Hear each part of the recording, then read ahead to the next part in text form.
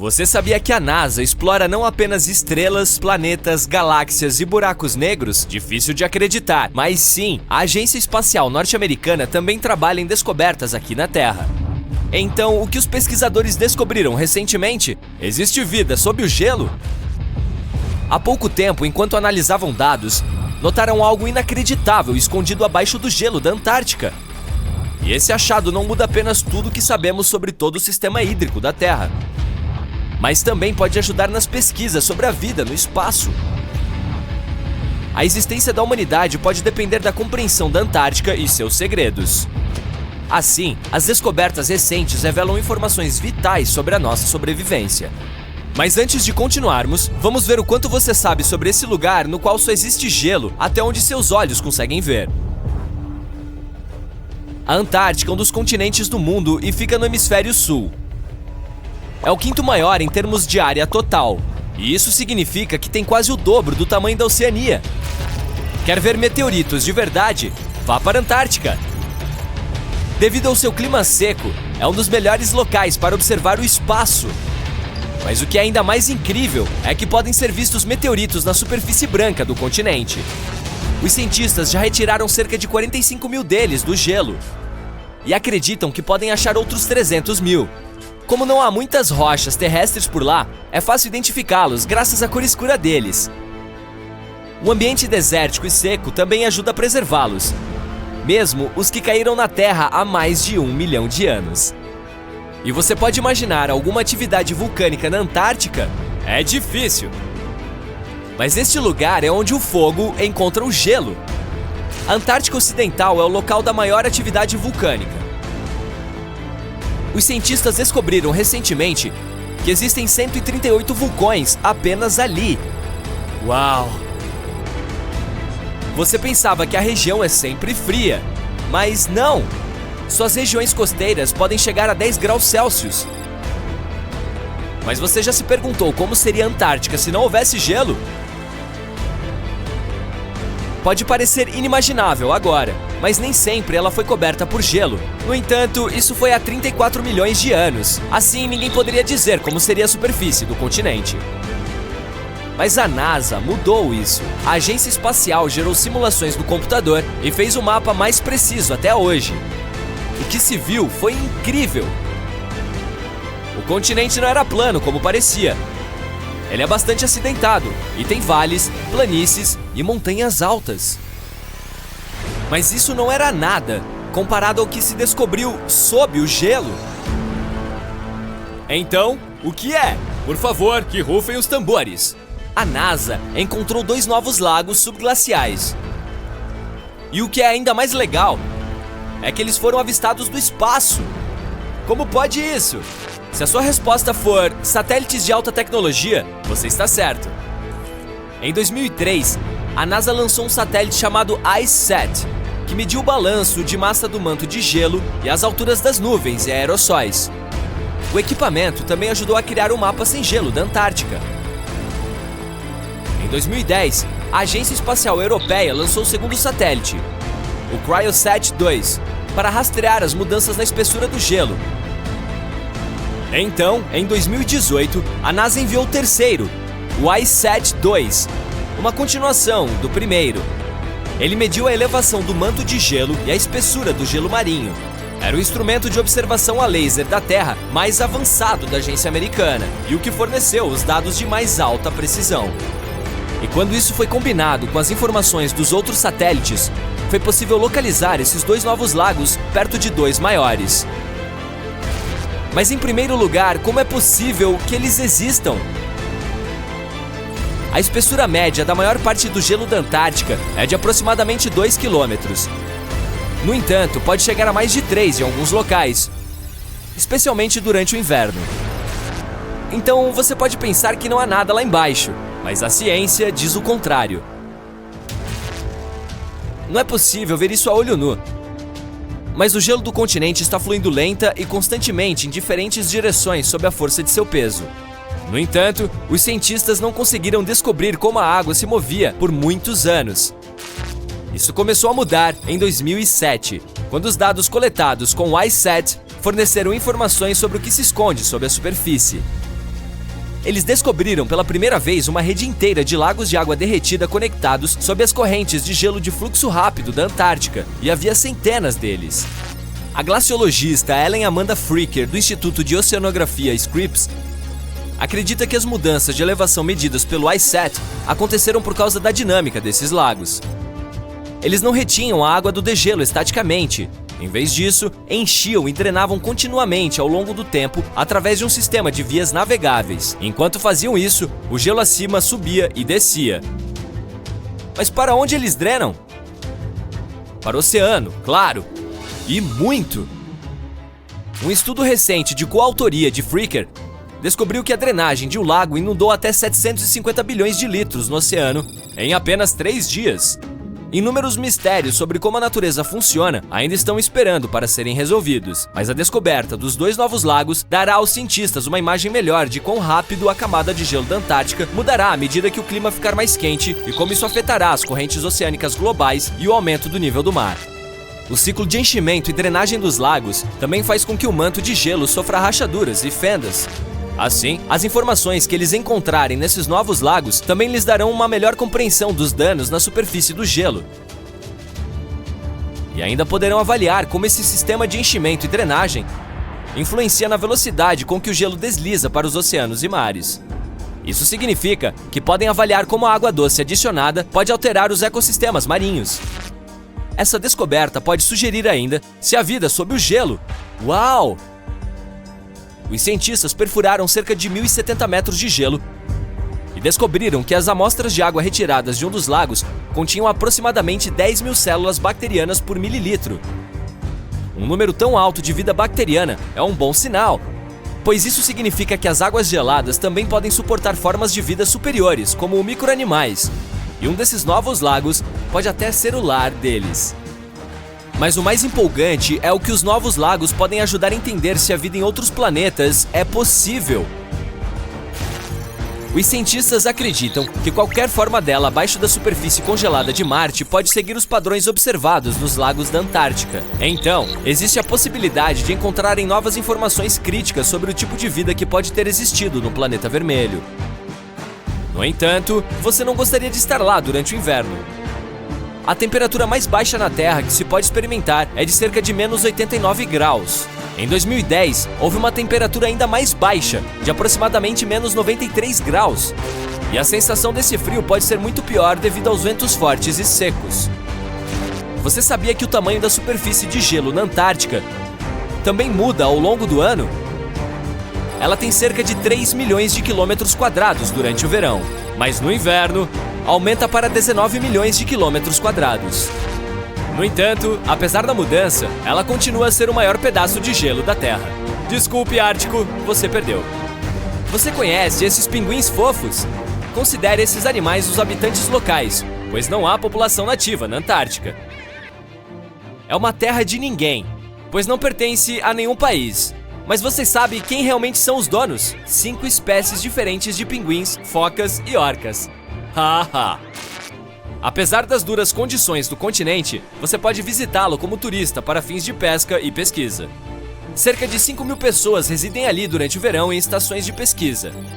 Mas quando chega o inverno, o número cai para cerca de 1.000. O manto de gelo do continente representa 70% das reservas de água doce do mundo. Imagine o que aconteceria se ele derretesse. Os níveis globais do mar aumentariam em quase 60 metros. A maior região vulcânica da Terra não está na África ou no Japão, mas sob o gelo da Antártica. Os cientistas descobriram 138 vulcões em sua parte ocidental, e se eles decidirem se tornar selvagens, você certamente perceberá. Afinal, podem derreter grandes quantidades de gelo que se deslocarão para o oceano, aumentarão seu nível e tornarão nosso planeta inabitável para os seres humanos. Mas antes de arrumar suas coisas para voar para outro planeta, ouça. Apenas 2 dos vulcões da Antártica são oficialmente classificados como ativos atualmente, e seria necessária uma série de erupções década após década para causar um impacto sério em todo o mundo. O Monte Erebus, um dos 2 vulcões da Antártica atualmente em atividade, ostenta orgulhosamente o título de ativo mais ao sul do mundo. Ele está em erupção contínua desde pelo menos 1972. Emite plumas de gás e vapor, e às vezes até lança rochas, algo que os cientistas chamam de erupções estrombolianas. Uma de suas características mais interessantes é um lago de lava em uma de suas crateras no cume, com um material derretido na superfície. Esse tipo de lago é bastante raro, porque precisa de certas condições para garantir que a superfície nunca congele. O segundo vulcão ativo é a Ilha Decepção, uma massa de terra em forma de ferradura. Na verdade, é a caldeira de um deles que entrou em erupção pela última vez há mais de 50 anos. Os cientistas que o monitoram dizem que ele não deve entrar em atividade tão cedo. A Antártica também tem muitas fumarolas. Essas são aberturas vulcânicas que liberam gases e vapores no ar. Nas condições certas, podem expelir material suficiente para construir torres de gelo fumarólico de até 3 metros de altura. Os pesquisadores ficam de olho nos vulcões da Antártica com sismômetros que detectam quando a Terra começa a tremer devido à atividade vulcânica. Às vezes, também usam tecnologia mais complicada, mas tudo isso é realmente desafiador devido à distância dessa região polar e à dificuldade de chegar lá. É por isso que ninguém pode prever quando um dos vulcões do continente que está dormindo poderá entrar em erupção. Podemos adivinhar como seria esse despertar se analisarmos os eventos de quase 20 mil anos atrás. Então, vamos lá?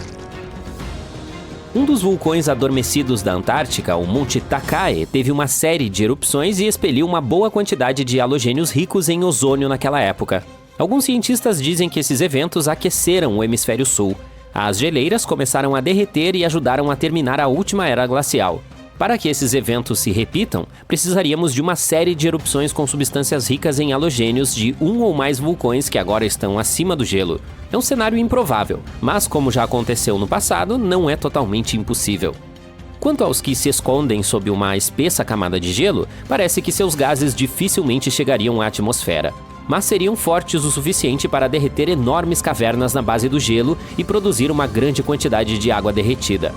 O manto de gelo da Antártica Ocidental é úmido e não está congelado em seu leito, portanto essa água derretida funcionaria como um lubrificante e colocaria o gelo sobreposto em movimento em breve.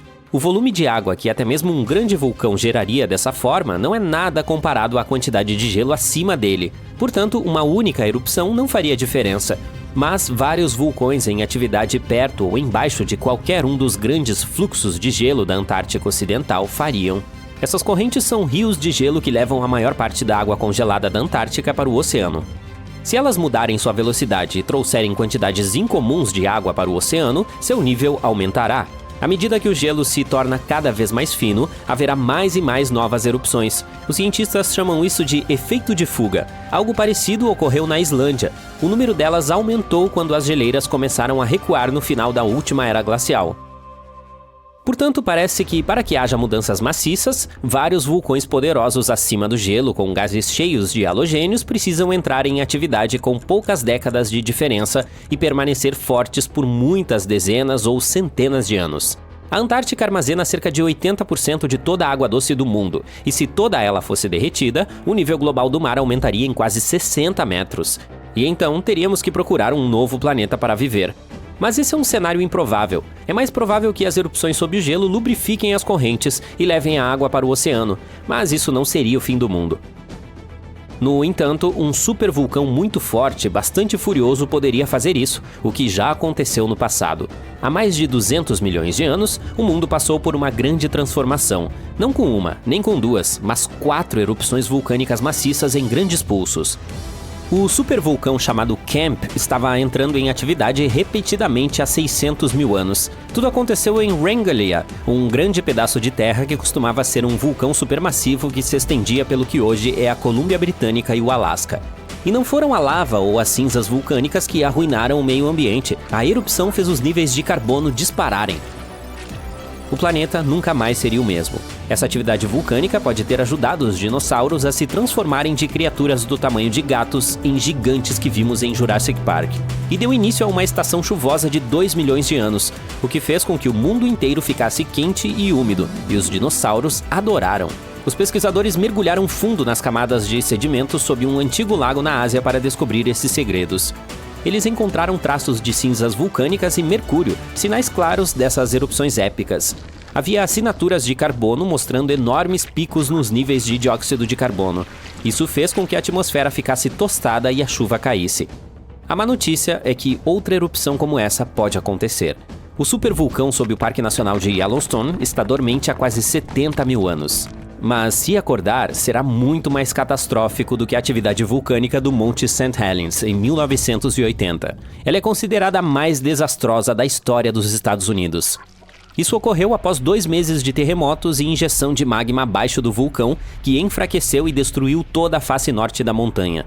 A coluna de erupção atingiu mais de 24.300 metros na atmosfera e espalhou cinzas por 11 estados dos Estados Unidos e várias províncias canadenses. A última erupção do Yellowstone foi 1000 vezes maior que essa. O solo acima da região fica em um ponto quente feito de rocha derretida e semi-molhada chamada magma. Esse material flui para uma câmara abaixo do parque, entre 6 e 9 quilômetros de profundidade, fazendo com que o solo inche como um balão.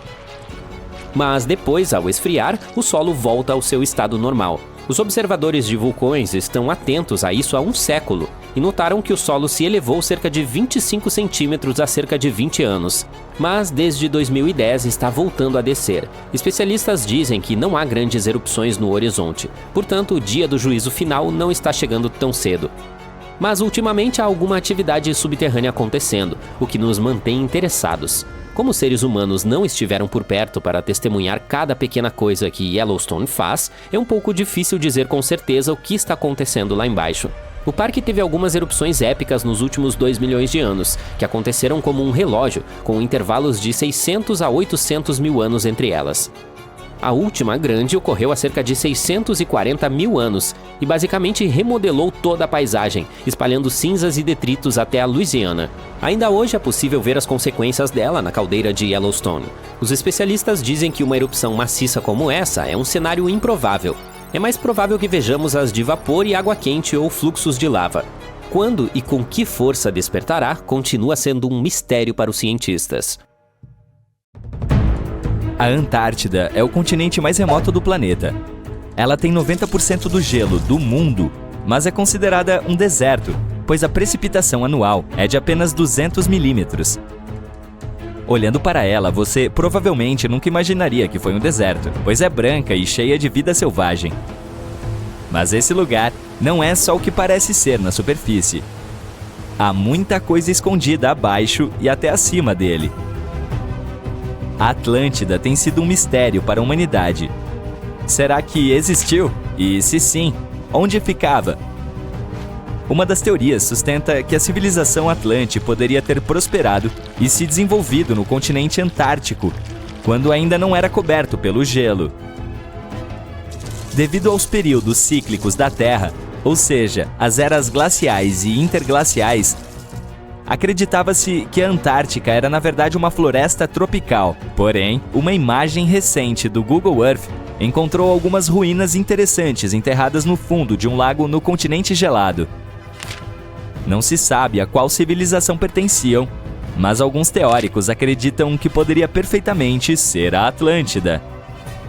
Esses lagos antárticos congelados guardam muito mais sob eles. Na década de 1970, os cientistas ficaram surpresos ao encontrar grandes corpos d'água debaixo das placas de gelo nesse continente. Acredita-se que existam mais de 400 deles. O Lago Vostok, por exemplo, o maior lago subglacial da região, fica embaixo de 3 quilômetros de camadas de água congelada espessas. Também existem cavernas de gelo azul intocadas e escondidas. A água nesses lagos permanece líquida devido aos pequenos níveis de calor geotérmico do núcleo da Terra. E os cientistas acreditam que alguns lagos têm cerca de 15 milhões de anos. Que velhos tempos, hein? Agora, entre os fenômenos únicos que ocorrem no continente, digamos que a Antártida abriga uma cachoeira extremamente estranha. O ano era 1911, quando um geólogo australiano se perguntou sobre as chamadas quedas de sangue. Ele ficou extremamente intrigado com esse fluxo de líquido vermelho saindo de uma pequena encosta entre as geleiras da Antártica. Depois de anos de estudo, entendeu-se que a causa da vermelhidão era o alto teor de ferro na água. A última peça do quebra-cabeça surgiu quando os cientistas descobriram que havia um lago subterrâneo com água cheia dessa substância oxidada nas proximidades. que foi o que formou a queda de sangue. E por falar em quebra-cabeça, esta imagem pode ser bem intrigante. Afinal, por qual motivo alguém precisaria levar dinheiro para a Antártica? Bem, um pouco de história primeiro. Em 1956, os Estados Unidos fundaram a Estação de Pesquisa McMurdo, que é o maior centro científico do continente até hoje. No seu auge, essa estação hospedava de 200 a 1.000 cientistas. E eles precisavam de dinheiro para comprar café, pizza e outras coisas para atender às suas necessidades diárias. Foi quando a Wells Fargo decidiu instalar um caixa eletrônico lá.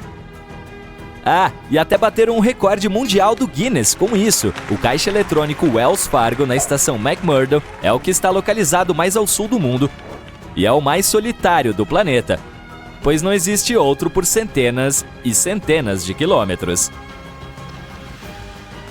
As temperaturas congelantes na Antártida podem tornar o continente hostil à vida humana. Na verdade, a Antártida é o continente mais frio, seco e ventoso do nosso planeta. A temperatura média ao longo da costa é de cerca de 14 graus negativos, mas conforme você se dirige ao interior do território, fica ainda mais frio, podendo registrar temperaturas de cerca de 57 graus negativos. Pelo lado positivo, essas condições de congelamento podem explicar alguns fenômenos hipnotizantes, como as bolhas de gelo. Essas bolhas congeladas dentro de alguns lagos antárticos são de gás metano, que é liberado pelo derretimento das geleiras e acaba congelando no meio do caminho, compondo um cenário lindo e exótico. Acho que o metano nunca foi tão bonito antes, não é? Alguns anos atrás, os cientistas ficaram surpresos com um buraco gigante do tamanho da Holanda em um lago antártico.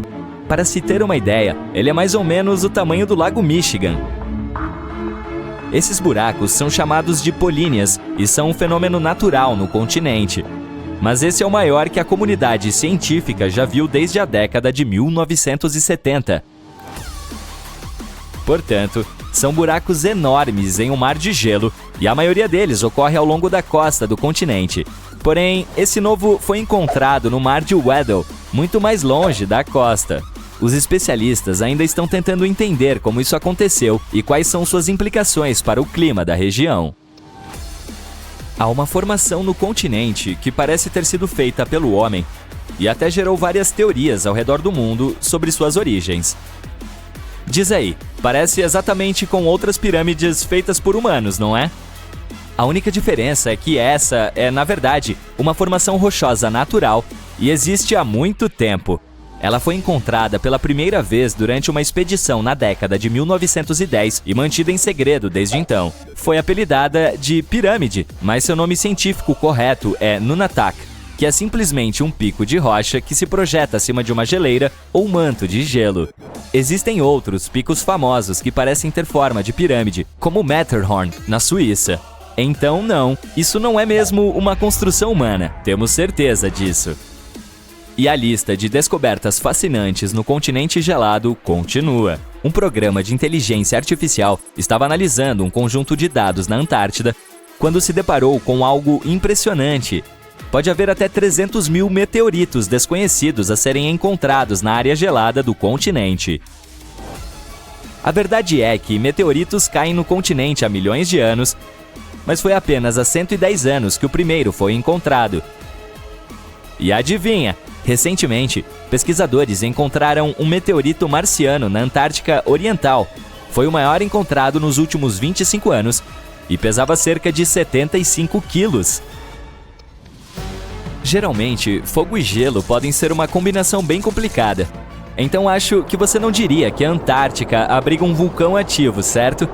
Mas sim. O vulcão, conhecido como Monte Erebus, é a estrutura geológica ativa mais ao sul do mundo, com magma líquido e lava fervendo há eras. Na verdade, ele está ativo há mais de 1 milhão de anos e é o segundo vulcão mais alto da Antártica, com 3.600 metros. Falamos antes que a Antártica nem sempre foi gelada, mas você poderia imaginar uma enorme floresta tropical cobrindo todo o continente? Isso não é ficção científica, é a mais pura verdade. Marcas de folhas e madeira fossilizadas mostram claramente sinais de árvores tropicais na região. A pesquisa de fósseis também revelou algo magnífico. A Antártica é o lar do verme mais antigo do mundo. De acordo com a National Geographic, fósseis de esperma encontrados na Antártica revelam uma espécie extinta de verme com cerca de 50 milhões de anos. Os cientistas afirmam que essa descoberta é mais do que importante para estudar algumas relações evolutivas e dizem que isso só foi possível devido ao congelamento de tais amostras por milhares de anos. A Antártida é um continente rico em biodiversidade. Pinguins, ursos polares e focas são apenas alguns dos animais que sabemos que existem por lá. Mas também há uma espécie rara e fascinante de peixe que habita as águas antárticas. Popularmente conhecida como peixe-gelo, essa espécie é tão bizarra quanto bonita. Ela teve que se adaptar para sobreviver à temperatura fria da água na Antártida, tanto que evoluiu para um ser único. Além do corpo, esse peixe tem o sangue transparente, tornando-o completamente incolor. Isso ocorre porque ele não tem a proteína hemoglobina, que dá ao sangue sua cor vermelha. Incrível, né? Quando você imagina Antártida, provavelmente pensa em icebergs, certo? Então, aqui estão algumas curiosidades. Você sabia que eles têm uma vida útil de cerca de 3.000 anos? E que, assim como na Groenlândia, na Antártida é onde existem mais deles no mundo? Eles podem atingir de 180 a 210 metros abaixo da superfície da água e cerca de 90% de sua estrutura fica submersa. É daí que vem a expressão, a ponta do iceberg. O ano era 1854 e o SS Arctic, o transatlântico de passageiros mais rápido de sua época, partiu para cruzar o Atlântico. Enquanto navegava pelo nevoeiro, lentamente desapareceu no horizonte. A Collins Line, uma companhia de navegação americana, iniciou suas operações em 1818 e só começou de fato o transporte transatlântico em 1835. Seus navios a vapor cruzavam o Atlântico de Liverpool a Nova York em apenas 10 dias. Não parece uma grande velocidade hoje, eu sei, mas naquela época a mesma distância levava várias semanas para outras embarcações. Leves na água com seus cascos de madeira, impulsionados por uma poderosa máquina a vapor, esses monstros eram a escolha favorita de muitas pessoas importantes. Elas pensavam, afinal, o que poderia dar errado com uma embarcação tão avançada? Isso me lembra de uma outra que todos acreditavam ser inafundável. Mas, de qualquer maneira, de volta à Collins Line. Ela se tornou uma grande operadora nas rotas transatlânticas com apenas outra concorrente, a Cunard's Line. Era uma empresa britânica que também pretendia ser a principal operadora na travessia do Ártico. Em 1835, a companhia recebeu um novo navio que viajou para Liverpool e voltou para Nova York com a maior carga até então. A partir daí, a Collins Line foi crescendo constantemente. Parecia que só poderia haver um futuro de sucesso para ela. Infelizmente, seus navios luxuosos tornaram-se caros para operar com a quantidade de carvão usado. Muita força combinada com cascos de madeira fracos significava que precisavam de muitos reparos após cada viagem. Então, toda a viagem acabava sendo cara. Mas como as embarcações eram seguras e tinham boa reputação, as pessoas estavam dispostas a pagar o preço, e a empresa definitivamente não estava em crise.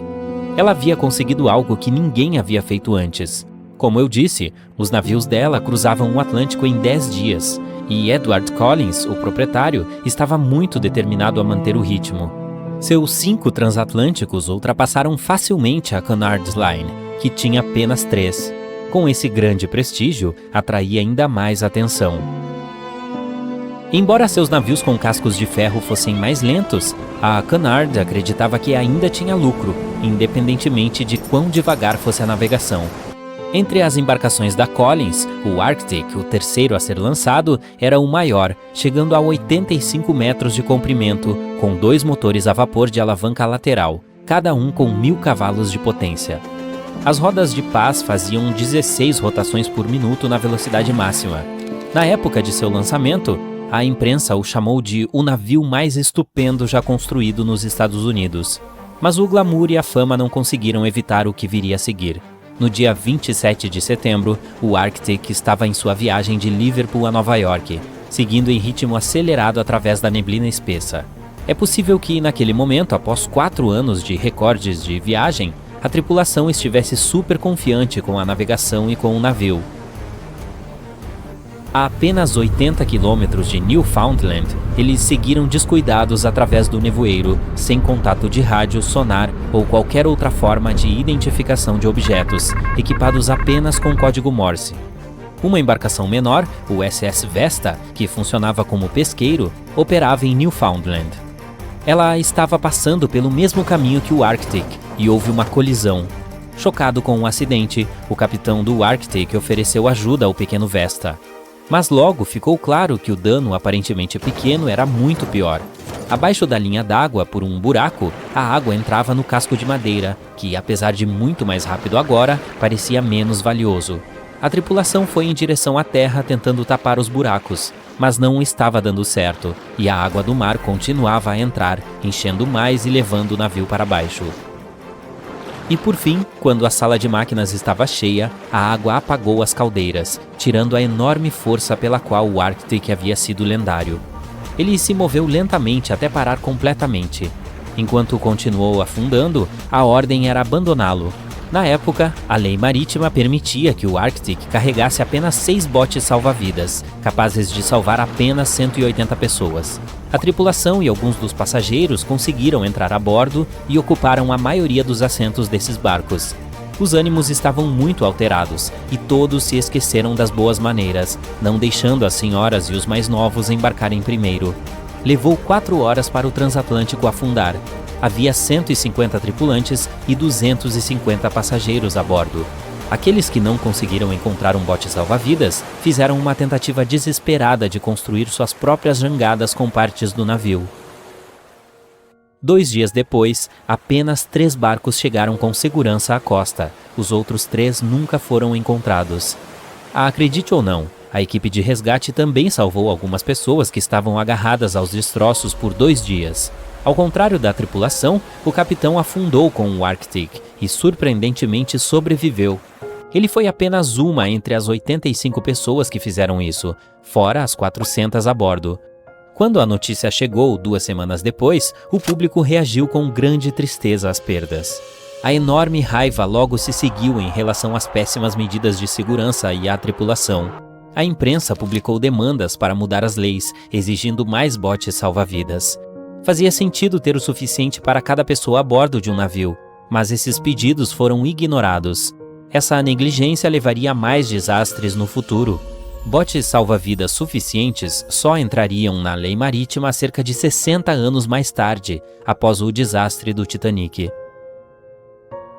A esposa e os 2 filhos de Edward Collins também estavam a bordo e não retornaram. Ele ficou arrasado, mas não parou de administrar seus negócios. A Collins Line ainda tinha uma reputação a zelar, a maior, a mais rápida e a mais luxuosa do Atlântico. Collins agora construiria um navio ainda melhor do que qualquer outro. Ele foi chamado de Adriatic e era o maior do mundo, com 105 metros de comprimento e 2 máquinas a vapor alternadas que nunca haviam sido construídas com esse tamanho.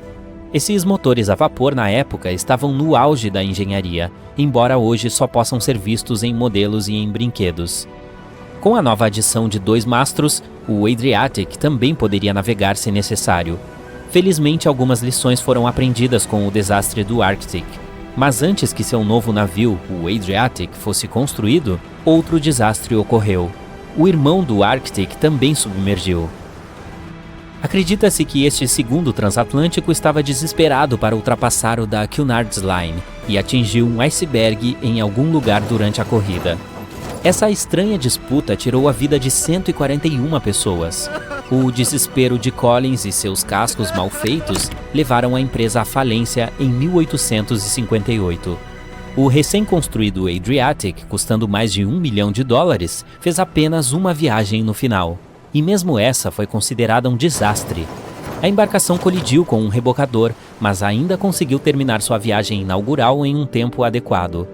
Depois que a empresa faliu, precisou vender o navio por apenas $50 mil. Os motores gigantes foram removidos, sendo substituídos apenas por velas. Embora já tenha sido o maior barco em alto mar, foi apenas 30 anos depois que ele foi abandonado, rotulado como irreparável e ancorado em um rio. Os outros navios restantes também foram vendidos e usados apenas para a retirada de peças. Edward Collins deixou a indústria completamente, procurando trabalho em terra firme. Como a Collins Line não estava mais no ramo, a Cunard cresceu com força. Sem concorrência, ela ganhou o prêmio Fita Azul pelos 30 anos seguintes. E 180 anos depois, após produzir centenas de navios, ainda tem uma presença constante nos mares, fazendo travessias transatlânticas, viagens pelo mundo e cruzeiros de lazer. Até hoje, a Cunard Line é a única a operar transatlânticos entre a Europa e a América. E é a grande prova de que nem sempre o mais rápido é o melhor.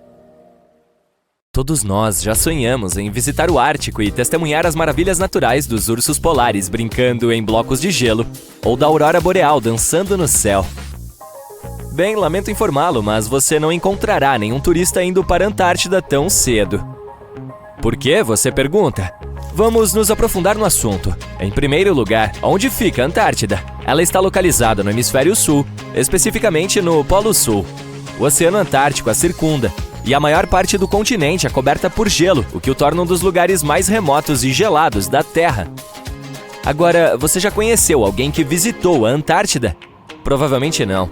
É um dos lugares menos visitados do planeta e apenas alguns poucos exploradores sortudos viram seu interior, que é composto principalmente de geleiras e campos de gelo. Mas acredite em mim quando digo que a vida selvagem e o cenário são de outro mundo.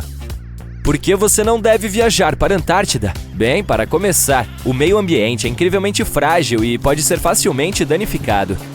Além disso, não há populações humanas nativas no continente, portanto, sua viagem seria basicamente como visitar uma ilha desabitada. E não vamos nos esquecer de que esse também é um dos destinos mais caros para se viajar.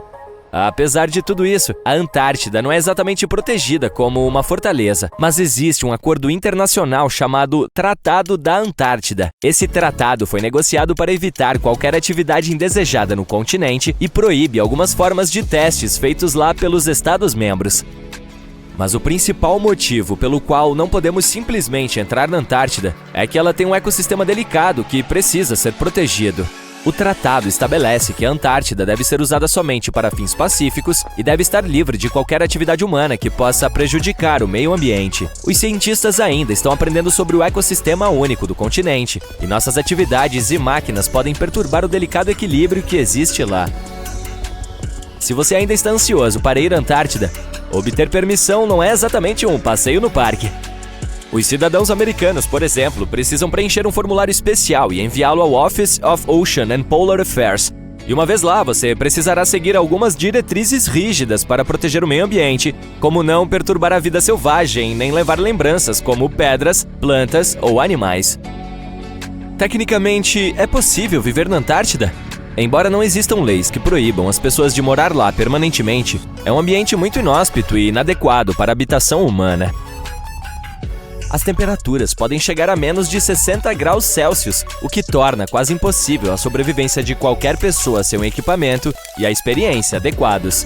Além disso, o pedaço de terra mais próximo fica a mais de 1.500 quilômetros de distância, o que tornaria os habitantes completamente isolados do resto do mundo. Quem sabe, talvez um dia tenhamos a chance de visitar esse continente único e fascinante.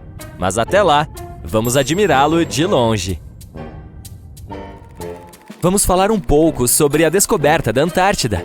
Ao contrário de outros lugares que já eram habitados, a Antártida nunca teve uma população humana nativa. Os filósofos da Grécia Antiga tiveram uma ideia sobre o continente e o chamaram de Antiarctos, que significa oposto ao urso.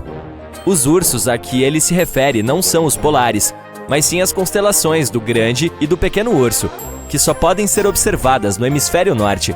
Como resultado, o termo significa o oposto de a terra do urso. As viagens de caça às baleias e focas no final do século XVIII e início do século XIX se aventuravam mais ao sul ao contornar o Cabo Horn, na ponta da América do Sul. Sabia-se que ir mais ao sul geralmente significava ventos mais fortes, mas também o risco de atingir gelo flutuante de todos os tamanhos e de ventos e mares que poderiam ser perigosos para o navio e a tripulação. O capitão James Cook foi o primeiro a cruzar o Círculo Polar Antártico em 17 de janeiro de 1773, na região do Mar de Ross. Um ano mais tarde, ele chegou a um ponto mais ao norte e, embora não tenha avistado terra, chegou a uma distância de 80 quilômetros e viu depósitos de rocha presos em icebergs, o que indicava a existência de uma terra mais ao sul. O primeiro avistamento da Antártida é amplamente reconhecido como tendo ocorrido em janeiro de 1820, durante a viagem de 2 navios, sob o comando do capitão Fabian Gottlieb von Bellingshausen, como parte de uma expedição exploratória de 2 anos ao redor do mundo para descobrir novas terras. Os navios do capitão foram os primeiros a cruzar o Círculo Polar Antártico desde Cook. O primeiro desembarque indiscutível na Antártida só aconteceu muito mais tarde, em 24 de janeiro de 1895, no Cabo Adare, durante a viagem de caça às baleias do navio Antarctic, liderado por Henrik Bull. Um pequeno barco com 6 ou possivelmente 7 homens a bordo remou até a costa em condições calmas. Talvez você não acredite, mas a Antártida é, na verdade, um deserto. Com todo aquele gelo, é de se esperar que seja como um país das maravilhas no inverno, com lutas de bolas de neve e chocolate quente o dia todo. Quando pensamos em desertos, imaginamos camelos, cactos e pessoas lutando para encontrar água. Mas na Antártida, a história é totalmente diferente. A luta não é para encontrar água, mas para encontrar qualquer coisa que não esteja coberta de gelo. E a média de chuvas foi de pouco mais de 10 milímetros nos últimos 30 anos. Isso é como algumas gotas de chuva em comparação com o que estamos acostumados. Portanto, tecnicamente, não são as dunas ou o calor escaldante que tornam um deserto, bem, um deserto. É a falta de precipitação. Mas não se preocupe se algum dia você se perder na Antártida. Não precisará se preocupar em ficar com sede. Só não se esqueça de levar um casaco e luvas, pois o frio é suficiente para transformá-lo em um picolé. A Antártida não é apenas um dos lugares mais secos da Terra, mas também o mais frio, o mais ventoso e o mais alto. Os pinguins e os cientistas de lá muitas vezes se encontram em uma situação complicada quando se trata de tempo. Diferentemente do resto de nós neste grande planeta azul, não há fuso horário na Antártida.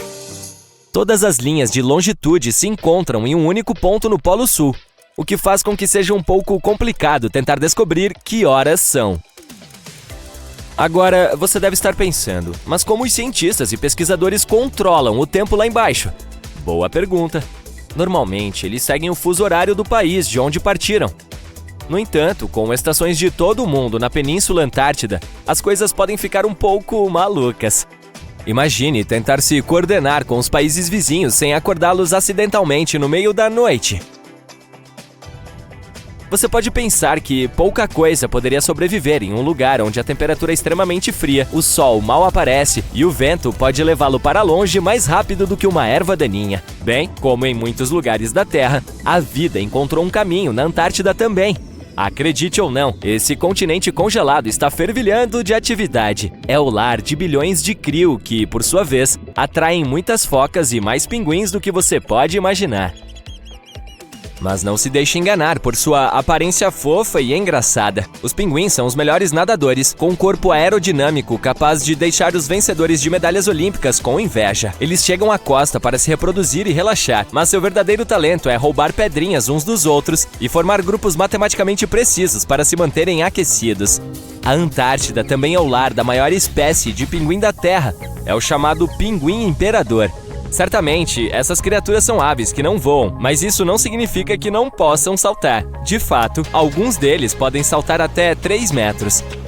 E não vamos nos esquecer das focas, com seu corpo peludo e sons especiais. Esses mamíferos marinhos são protegidos pelo Tratado da Antártida e também prosperam nas águas gélidas do Oceano Antártico. Mas as verdadeiras estrelas do show são as baleias. Durante o verão antártico, essas enormes criaturas aparecem em massa para se alimentar do abundante krill. É realmente como um buffet de baleias por lá. Essas manchas escuras na camada de gelo da Groenlândia não são apenas manchas comuns.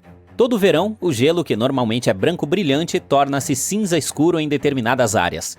Essa chamada zona escura foi um grande mistério durante muito tempo, até que alguns estudos descobriram que essa estranha transformação estava ligada ao estranho aparecimento de algas de cor vermelha, verde e marrom. A parte mais assustadora é que essa proliferação de algas continua crescendo.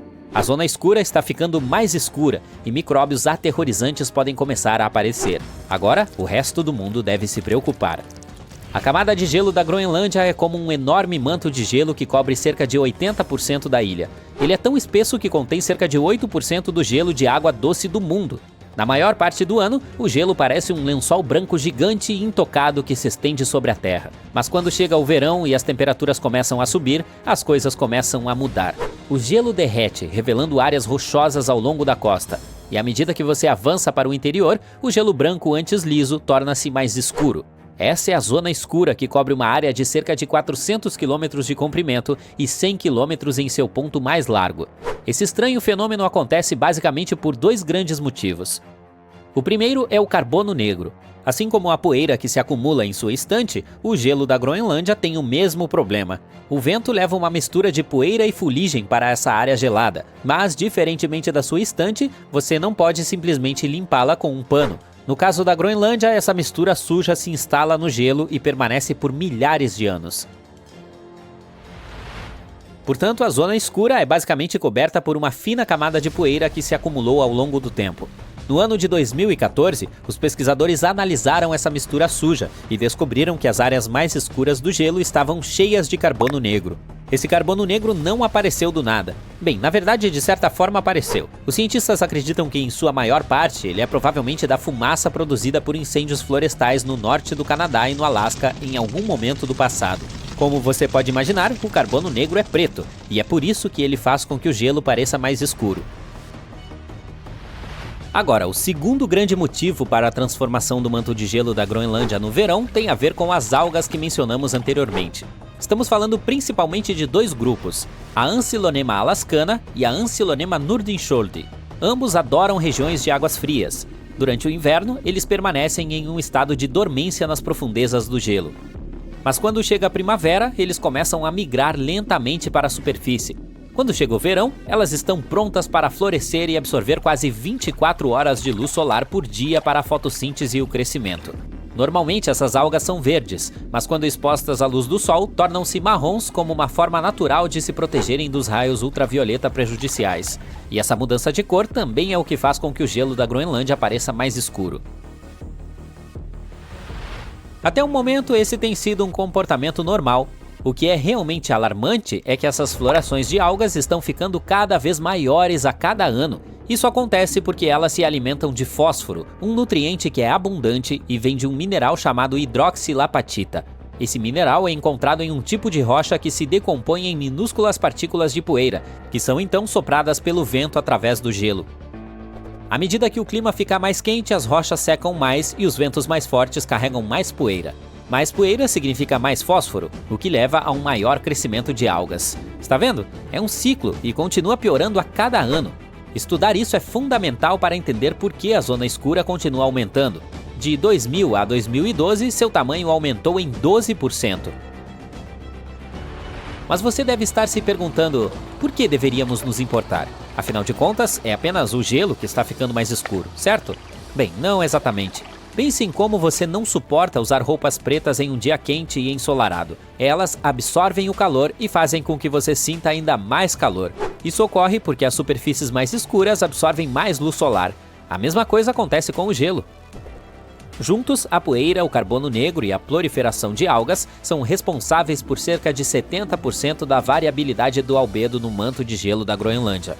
Albedo é apenas um termo sofisticado que define o grau de reflexão de uma superfície. Se você pegar duas superfícies, uma branca e brilhante e a outra escura e áspera, a branca refletirá muita luz e calor, o que lhe dará um albedo alto. A escura, por outro lado, absorverá mais luz e calor, portanto tem um albedo baixo. Durante o verão, a camada de gelo da Groenlândia sofre uma redução no albedo. Isso significa que o gelo absorve mais luz solar, e quando o gelo absorve mais luz solar, ele derrete mais rápido do que deveria. É por isso que entender o que está acontecendo na zona escura é tão importante. Isso ajuda a prever a rapidez com que a camada de gelo da Groenlândia está derretendo e como isso pode afetar o resto do mundo. O manto de gelo da Groenlândia é o segundo maior do mundo, cobrindo uma área aproximadamente do tamanho de todo o território dos Estados Unidos a leste do rio Mississippi. E sua enorme massa de gelo tem uma espessura média de 2,3 quilômetros. Infelizmente, a perda de gelo disparou. Na década de 1990, a Groenlândia perdia cerca de 25 bilhões de toneladas de gelo por ano. Agora, ela está perdendo cerca de 234 bilhões de toneladas por ano. Isso representa quase 10 vezes mais gelo derretendo a cada ano. De acordo com a NASA, se toda a camada de gelo da Groenlândia derretesse, isso aumentaria o nível global do mar em cerca de 7,4 metros. Isso poderia ser catastrófico para países e cidades costeiras em todo o mundo. A Holanda poderia ficar submersa, as Bahamas poderiam ser quase completamente destruídas e muitas das ilhas das Filipinas correriam o risco de desaparecer. Tudo isso pode parecer uma realidade distante, e é verdade que a maioria dos cientistas acredita que levaria várias centenas ou até milhares de anos para que a camada de gelo derretesse completamente. Mas é importante saber que a Groenlândia nem sempre teve essa espessa camada de gelo. Muito recentemente, pesquisadores examinaram de perto alguns sedimentos do fundo de um núcleo de gelo de 3,2 quilômetros de profundidade, extraído do centro da Groenlândia. Eles descobriram que o solo tinha traços de madeira de salgueiro, partes de insetos, fungos e até sementes de papoula. Portanto, esses fósseis são nossa primeira evidência direta de que a camada de gelo da Groenlândia derreteu no passado geológico recente, há cerca de 400 mil anos. Naquela época, a Groenlândia era o lar de uma paisagem de tundra verde, com insetos e plantas. Essa descoberta é ao mesmo tempo fascinante e assustadora, pois mostra que a camada de gelo entrou em colapso antes e pode ser mais frágil do que os cientistas pensavam inicialmente. Há também outra preocupação. Uma pesquisa recente coletou água derretida de diferentes pontos da camada de gelo da Groenlândia e descobriu que as amostras de água estavam repletas de centenas e milhares de micróbios. A preocupação é que eles possam ser liberados no oceano no futuro, e alguns estudos já sugerem que as áreas próximas a locais onde há muito fluxo de água de degelo glacial têm um risco maior de os vírus passarem para novos hospedeiros, como o de animais para humanos. Embora os especialistas acreditem que a chance de um vírus do dia do juízo final vir das geleiras seja muito pequena, ela ainda não é zero. A verdade é que não sabemos muito sobre as milhares de espécies microbianas que vivem na superfície do gelo, e simplesmente não há dados suficientes para entender completamente o quão perigosos esses organismos podem ser. Tudo isso pode parecer preocupante, mas não devemos entrar em pânico ainda. Ainda há muito que não entendemos sobre o que está escurecendo o manto de gelo da Groenlândia. Ainda precisamos de medições mais detalhadas da abundância relativa de poeira, algas e carbono negro, bem como de uma melhor compreensão de como esses micróbios potencialmente perigosos podem afetar nossas vidas. Quanto mais aprendemos, melhor poderemos prever o que vai acontecer e como podemos nos preparar para isso. Estranhas explosões de cores azuis vibrantes estão surgindo em todo o universo e deixando os astrônomos intrigados. Esse evento raro e incrivelmente poderoso tem um nome sofisticado: transiente óptico azul rápido e luminoso. O fenômeno não se comporta como qualquer outro que conhecemos, e as coisas ficaram ainda mais estranhas quando o mais recente aconteceu em um local em que não deveria ter acontecido. Para realmente entender o que ocorreu no ano passado, precisamos voltar um pouco no tempo. Esse tipo de explosão estranha foi detectado pela primeira vez em junho de 2018. A explosão azul aconteceu a cerca de 200 milhões de anos-luz da Terra e recebeu o apelido de A Vaca. Não, esse acontecimento não se assemelhava em nada a uma vaca, mas tinha um formato incomum. Naquela época, essa explosão foi a mais assimétrica já vista pelos astrônomos. Ela irrompeu no espaço em um formato achatado, semelhante a uma panqueca, e não em uma esfera típica como seria de se esperar. Esse fenômeno era semelhante a uma supernova, o que é o tipo mais comum de explosão cósmica que acontece quando uma estrela esgota seu combustível nuclear e entra em colapso sob sua própria gravidade. Entretanto, os cientistas também notaram 3 diferenças cruciais. Número 1. Esse fenômeno é mais poderoso do que uma supernova típica. Quando isso acontece, a explosão azul emite mais energia do que uma galáxia inteira com centenas de bilhões de estrelas como o Sol. Número 2. É muito mais rápida. A explosão atinge seu brilho máximo e desaparece em questão de dias, enquanto uma supernova pode levar semanas ou até meses para se dissipar completamente. E a última diferença: essas explosões azuis também podem ser muito, muito mais brilhantes. Esses objetos misteriosos são considerados o fenômeno óptico mais brilhante conhecido no universo. Mas, ao contrário de uma supernova comum, acredita-se que não haja elementos radioativos para alimentar esse brilho. Isso significa que a energia deve vir de outro lugar. Mas a pergunta é: de onde? Esse é apenas um dos mistérios que os cientistas ainda estão tentando desvendar. Houve uma investigação intensa desde que o evento foi observado pela primeira vez, e 15 telescópios em todo o mundo estão constantemente procurando por ele. Desde 2018, essas explosões extremas têm sido observadas cerca de uma vez por ano. Portanto, embora sejam raras, elas não são incrivelmente incomuns. Há várias explicações possíveis para a existência desses transientes ópticos rápidos. Talvez a mais aceitável seja de que se trate de um cadáver estelar, ou seja, o que é deixado para trás quando uma estrela se despede. Portanto, estamos diante de dois suspeitos principais. Poderia ser uma estrela de nêutrons ou um buraco negro produzindo emissões próximas à velocidade da luz. A teoria é a seguinte: há uma estrela maciça, muito maior do que aquelas que produzem supernovas regulares. Em seguida, ela começa a entrar em colapso. Certamente seria de se esperar que esse evento deixasse um buraco negro para trás. Digamos que essa estrela maciça não esteja pronta para deixar o universo de forma silenciosa. Em vez disso, ela cria um disco giratório em torno do buraco negro composto de gás, poeira e outras matérias. Como se isso fosse importante. Esse disco, chamado de disco de acreção, pode disparar fluxos de material em velocidades incrivelmente altas, quase como poderosos jatos cósmicos. E isso pode ser exatamente o que vemos como essas explosões repentinas de luz. Novamente, é apenas uma teoria. O que exatamente desencadeia essas explosões continua sendo um mistério, e são necessárias muito mais observações e análises. Os especialistas acreditam que a explicação de tal estranheza é uma mina de ouro científica. Afinal de contas, estamos falando de um cadáver estelar que não está simplesmente parado. Ele é, na verdade, bastante ativo. Desde que esse evento foi detectado pela primeira vez, todas as ocorrências semelhantes que nossos telescópios capturaram aconteceram no mesmo lugar. Quero dizer, as explosões sempre ocorreram nos braços espirais de diferentes galáxias. Mas no ano passado, as coisas mudaram. O telescópio espacial Hubble deixou os cientistas sem palavras em abril de 2023, quando suas imagens capturaram esse mesmo tipo de explosão estranha acontecendo pela primeira vez no meio do nada. Bem, ela não aconteceu dentro de uma galáxia como era de se esperar, e sim no espaço entre duas delas. Mais precisamente, a cerca de 50 mil anos-luz de uma grande galáxia espiral e a cerca de 15 mil anos-luz de uma pequena. Esse evento é conhecido hoje como FINCH. Maravilha! Então, quando finalmente estávamos chegando perto de encontrar algumas respostas, a localização incomum do fenômeno FINCH veio para bagunçar tudo novamente. Portanto, talvez haja outra explicação para o fato. As especulações começaram logo após a descoberta. Uma ideia é que poderia ter sido uma colisão entre duas estrelas de nêutrons viajando para longe de suas galáxias hospedeiras. Essas duas poderiam estar em espiral uma em direção à outra por bilhões de anos.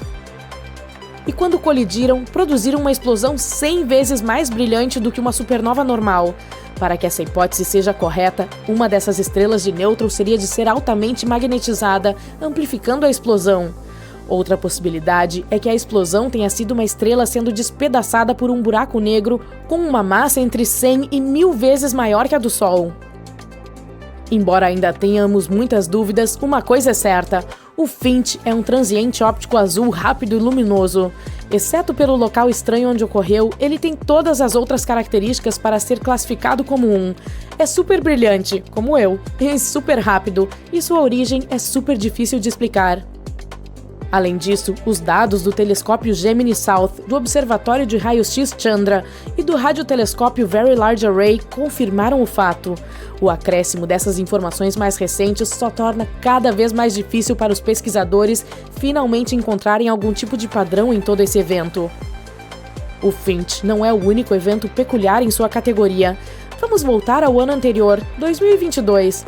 Uma explosão azul foi vista em setembro e recebeu o apelido de Diabo da Tasmânia.